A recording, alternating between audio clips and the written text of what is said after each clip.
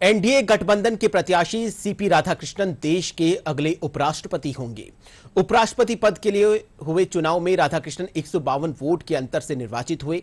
CP Radhakrishnan को 452 मत मिले, जबकि इंडी गठबंधन के प्रत्याशी वी सुदर्शन रेड्डी को 300 मत प्राप्त हुए।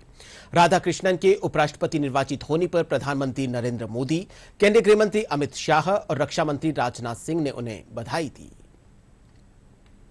उपराष्ट्रपति पद के लिए हुए चुनाव में एनडीए के उम्मीदवार सीपी राधाकृष्णन ने शानदार जीत दर्ज की है। उन्होंने इंडिया गठबंधन के उम्मीदवार और पूर्व न्यायाधीश बी सुदर्शन रेड्डी को 152 वोटों से हरा दिया।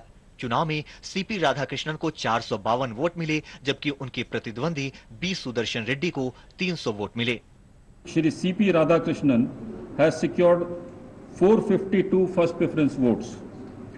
As the first preference vote secured by Shri C.P. Radhakrishnan was greater than the requisite quota, in pursuance of provisions contained in Section 11 of the Presidential and Vice Presidential Elections Act 1952, 31 of 1952, read with Rule 35 of the Presidential and Vice Presidential Election Rules 1974, I, P.C. Modi, the returning officer, for the Vice Presidential Election 2025, hereby declare that Shri C.P. Radhakrishnan,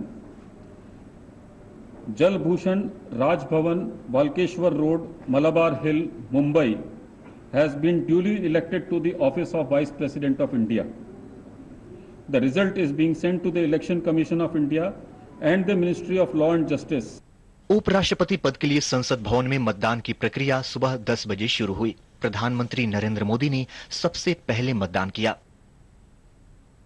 Lok Sabha में नेता प्रतिपक्ष राहुल गांधी, कांग्रेस सांसद सोनिया गांधी और प्रियंका गांधी वाड्रा ने संसद भवन पहुंचकर अपना वोट डाला। इसके अलावा कांग्रेस के राष्ट्रीय अध्यक्ष मल्लिकार्जुन खड़गे और केंद्रीय मंत्री अमित शाह और नितिन गडकरी ने भी उपराष्ट्रपति चुनाव में मतदान किया।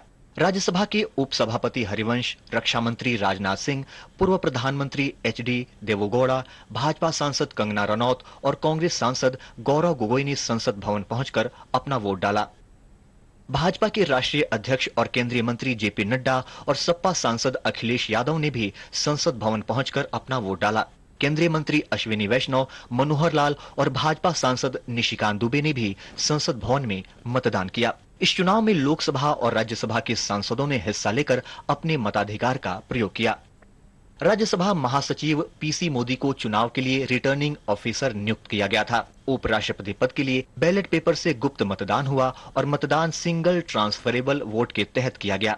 उपराष्ट्रपति पद के चुनाव के लिए निर्वाचक मंडल में राज्यसभा के 233 निर्वाचित सदस्य, राज्यसभा के 12 मनोनीत सदस्य और लोकसभा के 543 निर्वाचित सदस्य हैं। वर्तमान में 6 राज्यसभा और 1 लोकसभा सीट खाली होने से 781 सांसद मतदान के लिए अधिकृत हैं।